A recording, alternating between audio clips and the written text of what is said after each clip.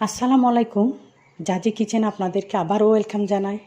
আশা করি আপনারা সবাই ভালো আছেন। আজকে আমি আপনাদেরকে করে দেখাবো লইট্টা মাছের পাতলা ঝোল। আমরা লইট্টা মাছ রান্না করার সময় বেশিরভাগ ক্ষেত্রে লইট্টা মাছের পিসগুলা ভেঙে যায়, দেখতে ভালো লাগে না। আমি আজকে আপনাদেরকে এমনভাবে দেখাবো যাতে লইট্টা মাছ একেবারে ভাঙবে না। তাহলে প্রথম থেকে শেষ পর্যন্ত আমার সাথেই থাকুন।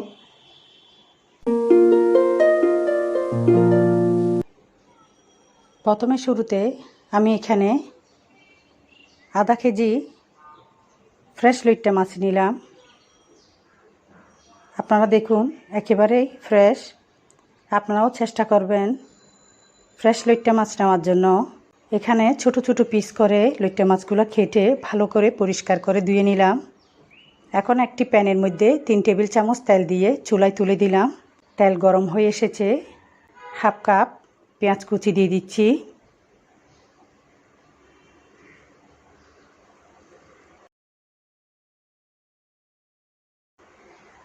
এখন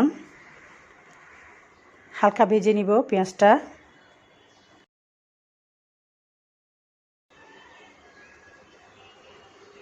এর মাঝে 1 চা চামচ হলুদের গুঁড়া, 3 টেবিল চামচ মরিচের গুঁড়া,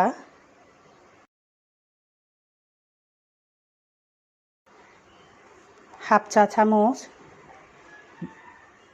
জিরা গুঁড়া, স্বাদ মতো লবণ দিয়ে দিলাম। দিয়ে ভালো করে কষিয়ে নিব। এই পর্যায়ে চুলার আঁচটা লোতে রাখতে হবে, কারণ কোনো প্রকার এখানে পানি দেওয়া যাবে না। সেজন্য চুলার আঁচটা লোতে রাখতে হবে, না হয় মশলাগুলা পুড়ে যাবে। এখন আমি লইট্টা মাছগুলা দিয়ে দিব। লইট্টা মাছ রান্না করার সময় আপনার পানি দিতে হয় না, এমনিতেই লইট্টা মাছ থেকে পানি বের হয়ে আসে।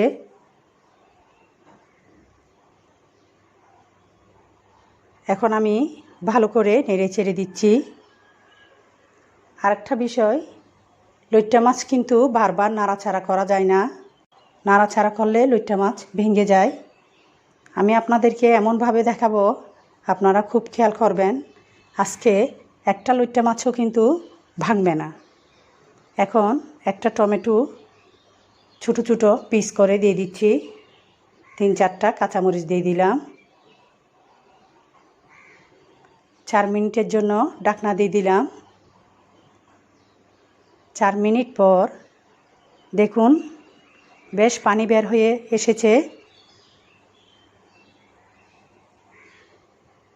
এর মাঝে 3 টেবিল চামচ ধনেপাতা কুচি দিয়ে দিলাম। দিয়ে আবারও 1 মিনিটের জন্য ঢাকনা দিয়ে দিব। 1 মিনিট পর লইট্টা মাছ হয়ে এসেছে।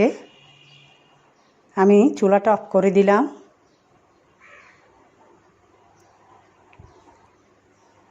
একটা প্লেটে উঠাই নিচ্ছি। খুব ভালোভাবে দেখেন, এক পিস লইট্টা মাছও কিন্তু ভাঙে নাই।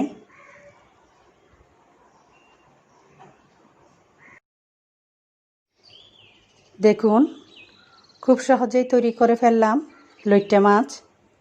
লইট্টা মাছ রান্না করতে বেশিক্ষণ সময় লাগে না, 5 মিনিটেই ঝটপট তৈরি করে ফেললাম। খেতে খুবই মজা। আশা করি আজকের রেসিপিটা আপনাদের খুব ভালো লেগেছে।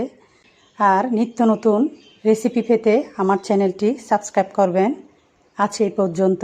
সবাই ভালো থাকবেন, আমার জন্য দোয়া করবেন। আল্লাহ হাফেজ।